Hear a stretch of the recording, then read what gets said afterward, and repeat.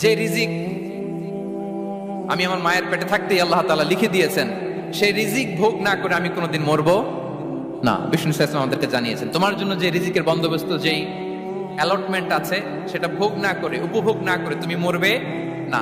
এবং সেটা আপনি উপভোগ করবেন, আপনার কাছেই আসবে। আপনার জন্য যে রিজিক নির্ধারিত, এটা আপনিই খাবেন। এর মধ্যে আপনি মরে যেতে পারতেন, বাসা থেকে অন্য কোথাও চলে যেতে পারতেন, কিন্তু না, মরবেনও না, অন্য কোথাও যাবেনও না ওইটা খাওয়ার আগে। This is the essence of rizq.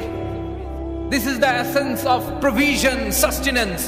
Inna Allah huwa ar-razzaqu dhul quwwati al-matin. মায়ের পেটে থাকতে নির্ধারিত, এবং এটা যেহেতু আপনার জন্য নির্ধারিত, এটা আপনি পাবেনই। এরকম অনেক সময় হয় না যে আমি ভাবিও নাই যে এখান থেকে আমার রিজিকের বন্দোবস্ত হতে পারে, কোত্থেকে যে রিজিক চলে আসলো। এরকম জীবনে মাঝে মাঝে হয় কি হয় না? ব্যবস্থা করেন কে? যারা আল্লাহ তাআলাকে ভয় করে, যারা আল্লাহ সচেতন, তাদেরকে আল্লাহ তাআলা স্পেশাল রিজিক দিয়ে ধন্য করেন। তাকওয়াল্লাহ